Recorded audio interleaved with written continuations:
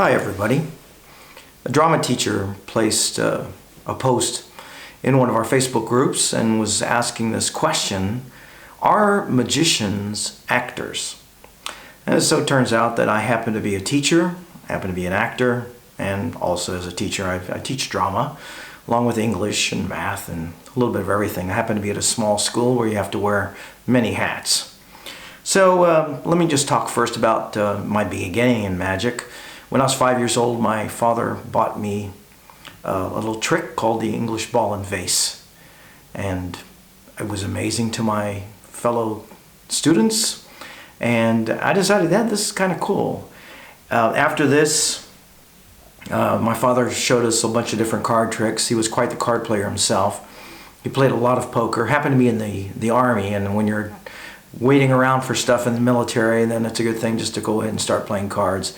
He had a fairly photographic memory. He could remember what cards have been played and whatnot.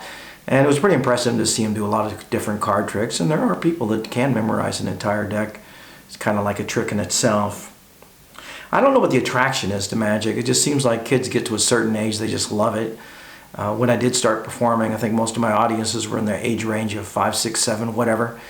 But magic does have quite the wide appeal, and when you have someone like Shen Lim who wins America's Got Talent and then also goes on to win America's Got Talent for the Champions for worldwide, a lot of people like magic. They like to be surprised. The way I started doing magic myself is that as a teacher, when I started teaching, I was a reading specialist and a reading and math specialist, and when the kids did well and they behaved, after they've earned a certain number of points, then I would do some kind of a magic trick for them. And I started adding more and more to my arsenal of tricks. And I was just kind of exploring myself. I would just walk into the local magic shop where I was. It was a pretty well-known one. It was in Louisville, Kentucky. And Caulfield's was the name of that place. And so I would go in there, and mostly on a Saturday, because then they usually had someone working, especially at the table through the week. Mr. Caulfield, who was also a magician, would sometimes be there, but then quite often he'd have somebody else. And one of the guys was a 17-year-old boy, high school student, and he was watching him just manipulate these cards with one hand, just pick a card kind of a thing. Showed me like a king of hearts, start shuffling them. All of this done with one hand.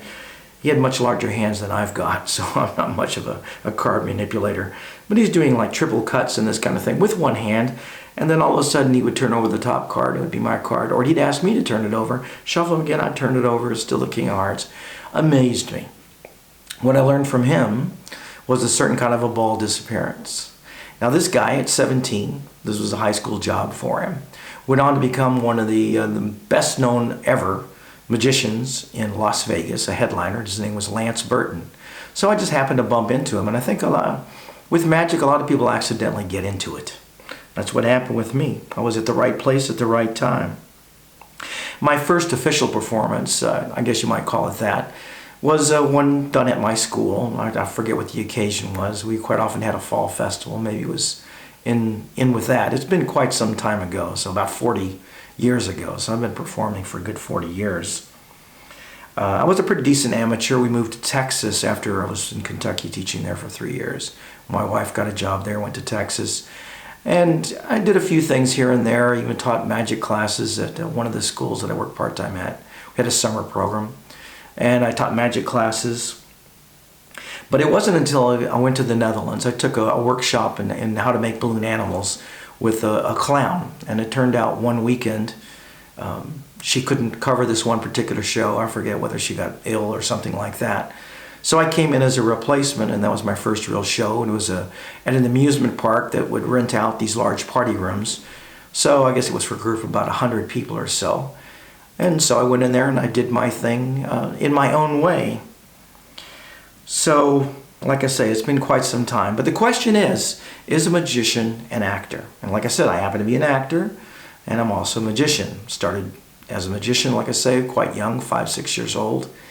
And as an actor, I got started later in life. Did a show in high school, then did another show finally when I was getting out of the Navy. I went to school on a scholarship for Navy ROTC, and then after that at 25, right at the end there, I did a show, did a production of West Side Story. I got involved in that. So how is it acting? Well, one of the differences for sure, and there's some acting that's done this way, there is no wall. There is no fourth wall. The audience is your scene partner, and you have to know a lot about them just like you do your scene partner. What else? It is like acting in that you have to be seen and you have to be heard. You get on a stage and there you are. You have to present yourself in such a way, whatever that personality is. You know, are you the great mysterious so-and-so? My version is much different. I do a very comic routine. And then, of course, you have to be heard by the audience. So whether you have a microphone or not, you work on your projection and you get the things out there, your enunciation.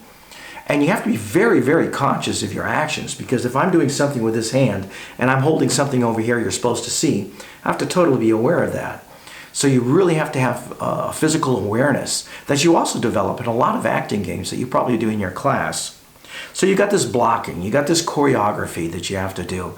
You move in a certain way. I don't like to make a lot of wasted steps, unless I'm portraying some kind of a nervousness or something like that.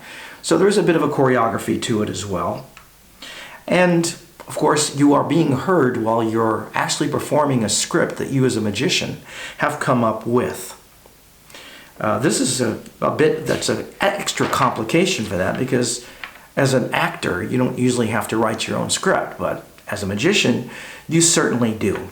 And not only are you writing the script, you have to be a bit of a psychologist, just the way a good playwright is, because you're creating a story that's got to be interesting. The individual tricks, each one, they meld together, they build upon each other until finally you get to the big finish, the climax of a play or whatever like that. So, like one trick is one scene. Now, as an actor or as a magician, there's different levels of being a good magician or a good actor or a successful one. Now, the better you are at certain elements of magic, the better it is. The better that you're seen and heard. The better that you can command an audience's attention. Probably my most challenging show, let me tell you about that. I was just working part-time at this one school. I used to run the weight room. I got up to a certain age in this school, a bit on the snooty side. They liked young and vibrant teachers, and like an old geezer like me. Wow, how interesting can that be? But I tell you, it came up to the last day of school, and I'd already been contacted a couple of months before by the dean of students for this school. It's kind of like having your assistant principal. And had this idea of having a magic show followed up by some kind of games, kind of like a game show host. So in the morning, though, I was doing a magic show. The dean of students, the day of, comes up to me and says, we can call this off. We can come up with something else for the kids to do, because the kids were wild. It was for the entire middle school of this school. It was a school that went from kindergarten up to 12th grade.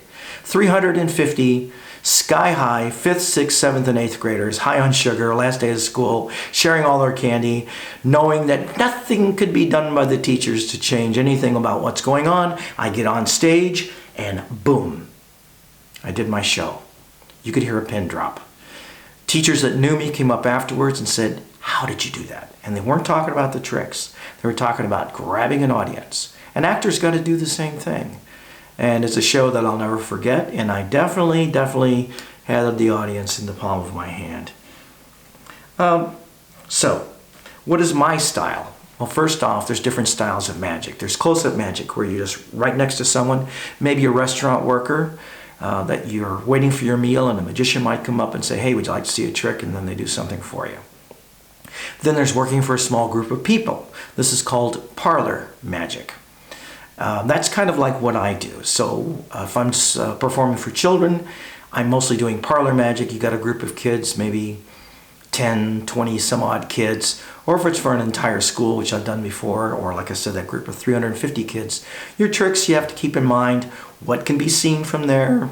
What kind of a sound system can you be heard?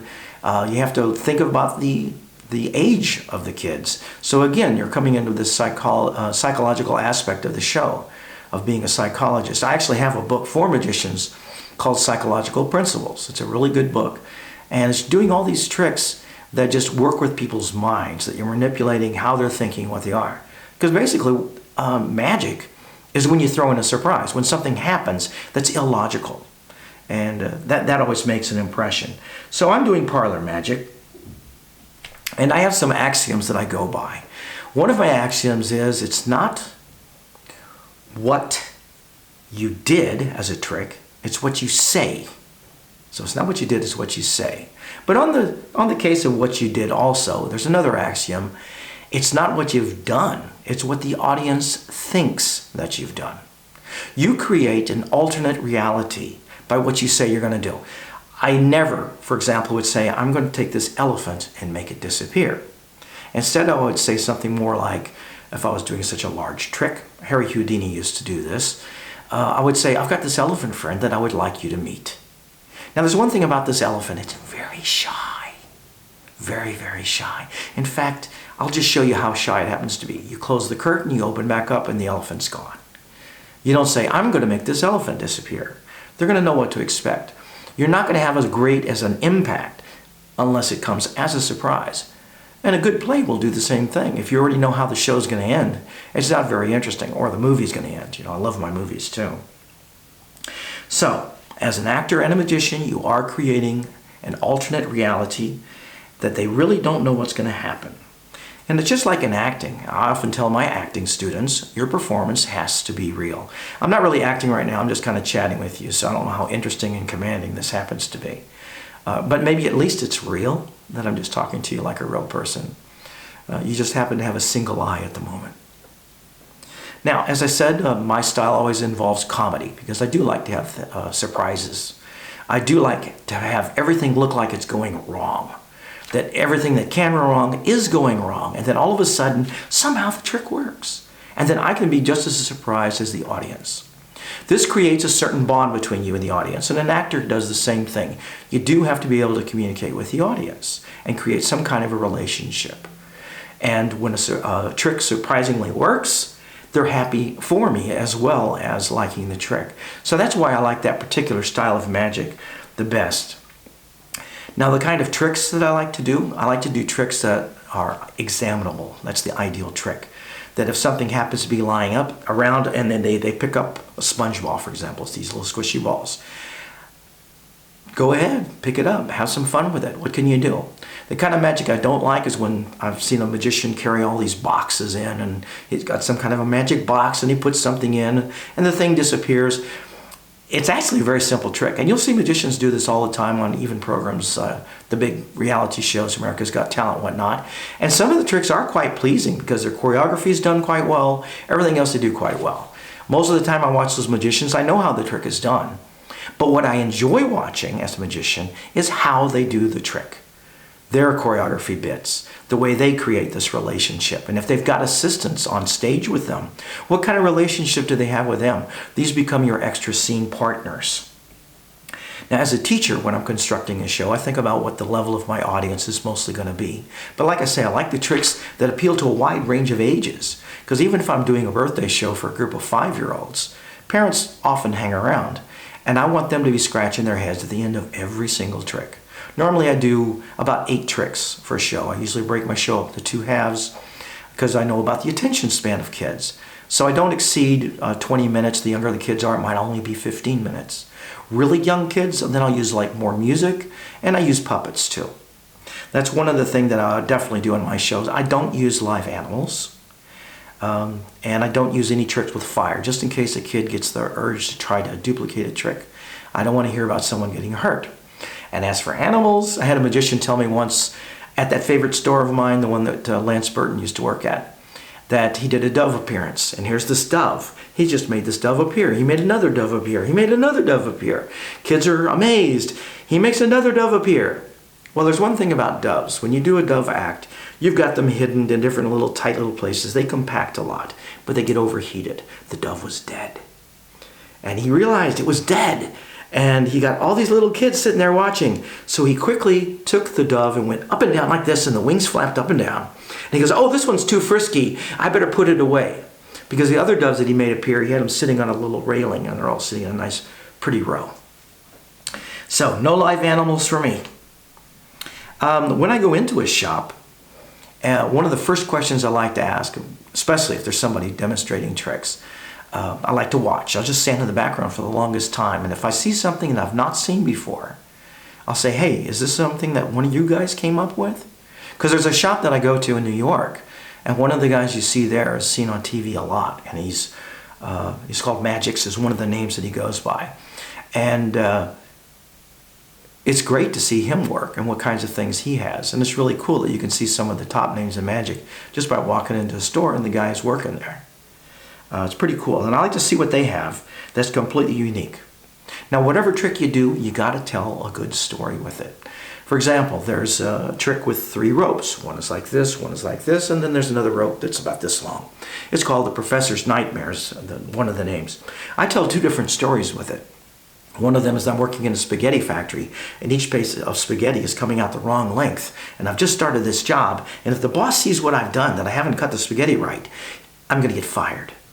So I quickly, when the boss comes in, hide them in my hand. The audience is wondering, oh, what's he going to do? They're all hidden in his hand. And then the boss says, hey, hold your hands apart.